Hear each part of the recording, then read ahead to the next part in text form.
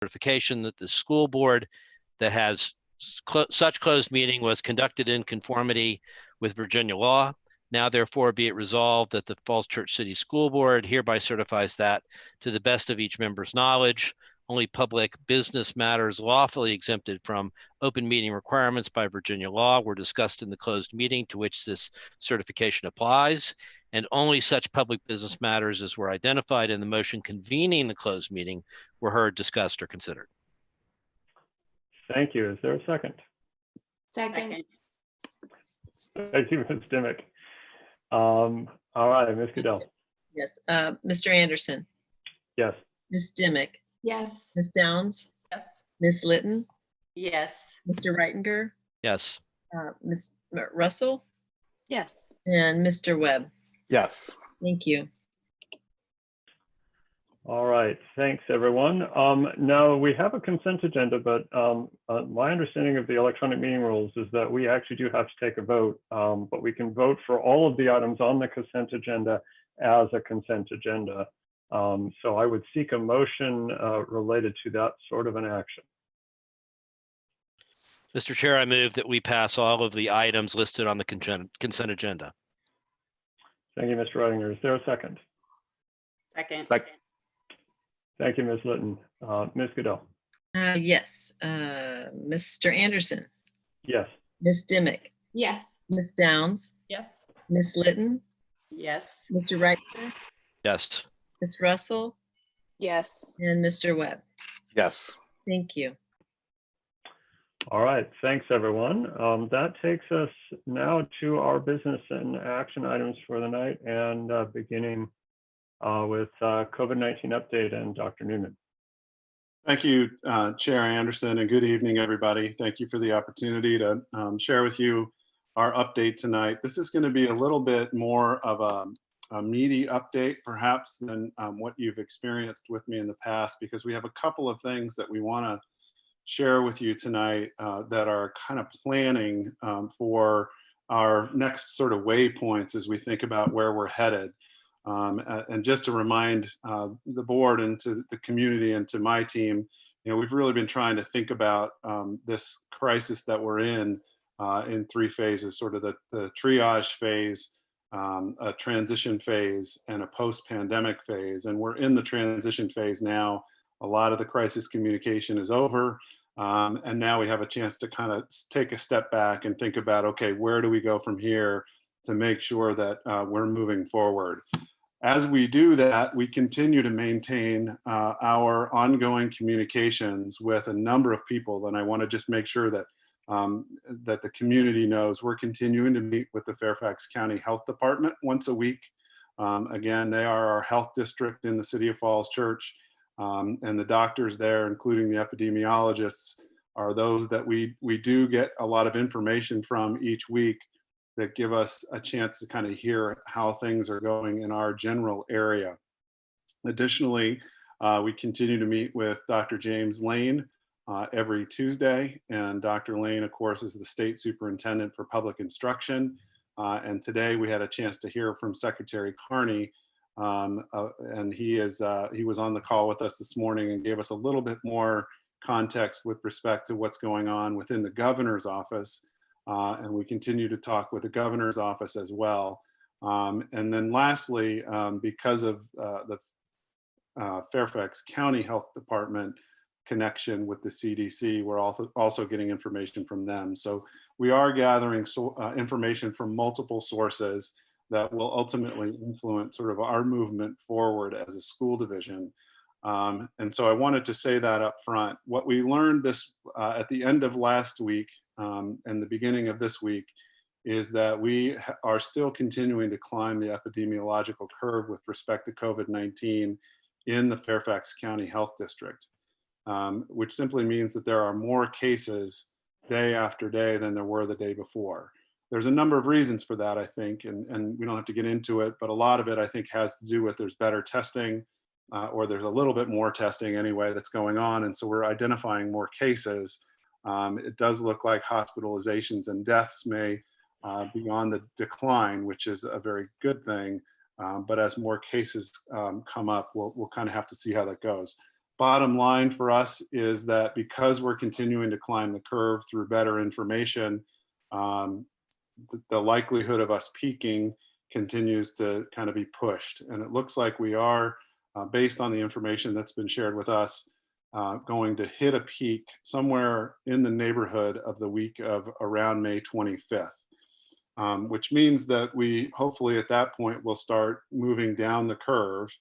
But it's taken us several months to get to the peak, and I would suspect it's going to take us several months to begin to get down to the tail, if you will, of the bottom tail, the right-hand side of the tail of the curve. So with that being said, there are a number of things that we're paying attention to. And the best way for me to think about this and to describe it for all of you is that I'm thinking about them as different waypoints along our journey back to school. And one of the first waypoints that we have is coming up this Friday. As I've mentioned to you all and to the community, this Friday we will announce a decision about whether or not we'll do face-to-face summer school. And that face-to-face summer school would be, of course, at all of our schools, and it would be online at the high school through Hi-C and Acceleration.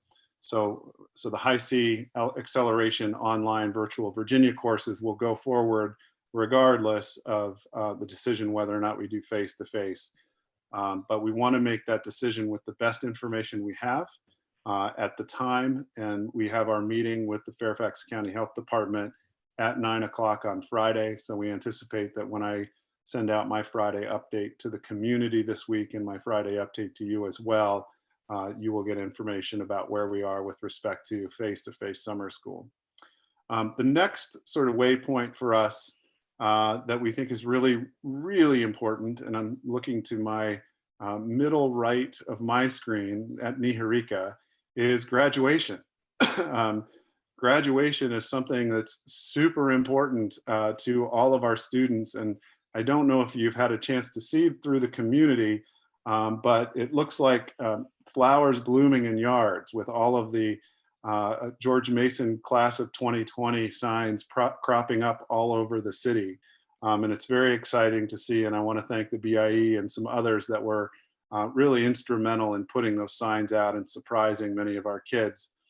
In addition to that, there are about 50 window signs that are being created right now that are also going to be available so people can put them up in their window that say, "We stand with the George Mason High School class of 2020. So that begs the question, what are we going to do? What's the plan for graduation? And tonight I'm pleased to be able to share with you, based on some continued conversations with Niharika and her other classmates, and William Bates, our Chief Academic Officer, and Matt Hills, that we are going to hold a virtual graduation on June 10th.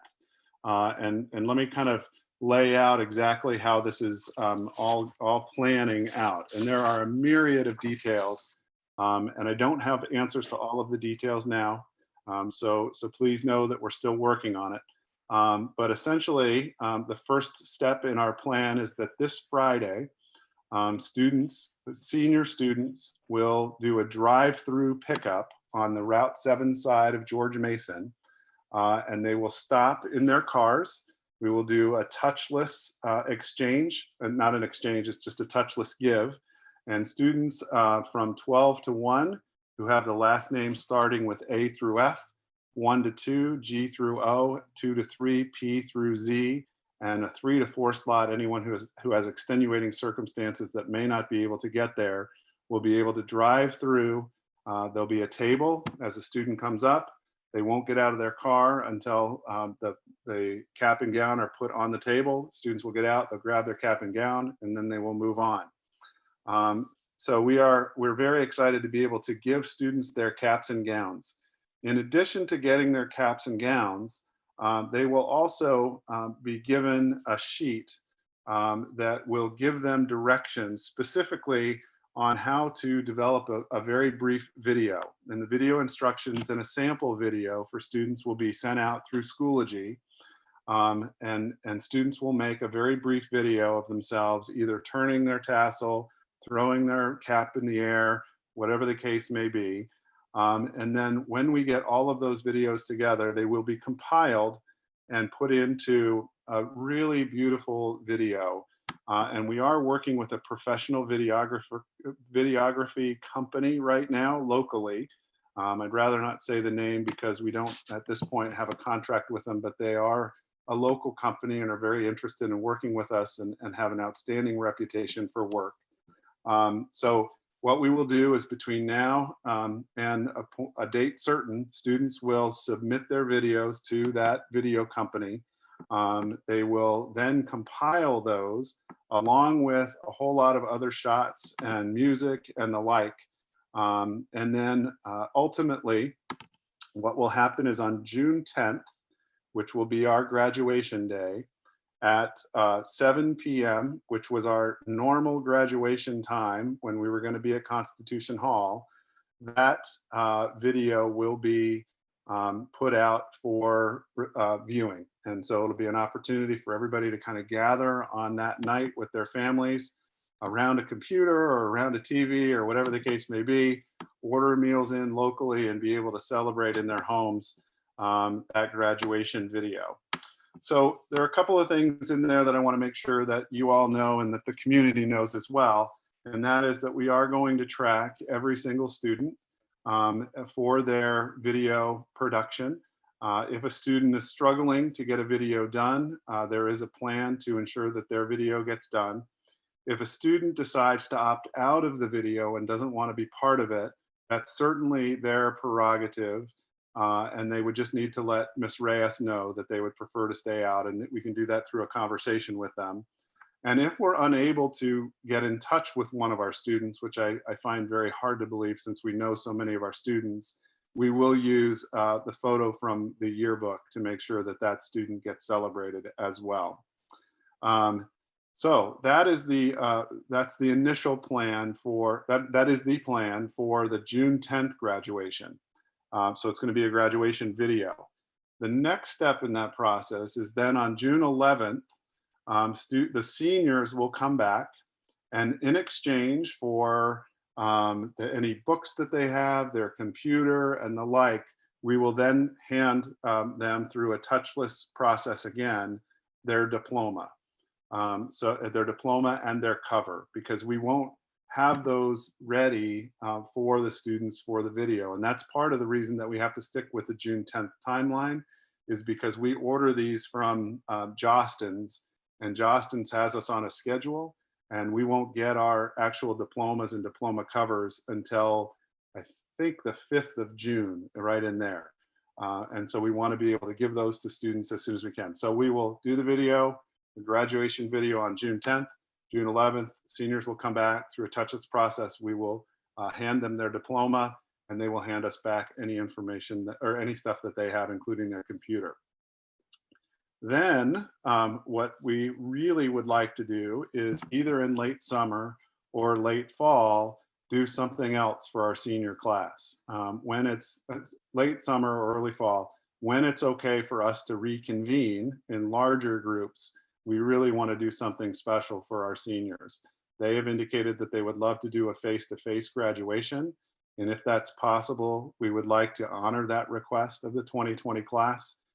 If it's not possible, we would like to do something face-to-face. And maybe it's bringing them all out on the field at the homecoming game in the fall and giving them a big standing ovation, whatever the case may be. But we do want to do something face-to-face with our seniors when we are ready to do that. So we're very excited to get this done. There is information that's going to go out to the seniors and to families this week that describes what the process is, that gives the deadline for submittal of the videos. And those videos will go directly to the company that we're working with, and will also be vetted in advance by Mr. Hills to make sure that everything in the video is 100% appropriate. So that's the first exciting piece of news moving forward, is that we do have a very solid and exciting graduation plan. And Niharika, I want to just say thank you to you and the senior class for being such great partners in working with the administrative team to come up with a plan